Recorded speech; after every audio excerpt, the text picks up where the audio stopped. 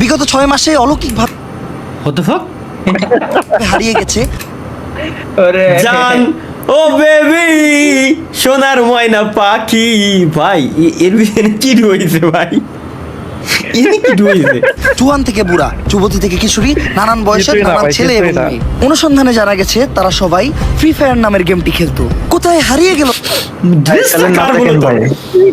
Channel নাম দেখেন রাজিয়াল্লাহ আপু। কুবা কুবি টিভি চ্যানেলের নাম আমি আচ্ছা এটাও মানলাম আমি কিন্তু ড্রেসটা কার তারা? কি বা আছে এটার কি কয় 3 পিস সবাই ও আর্জেন্টিনা এক কথায় ওকে এই পুরো ঘটনার পিছনে?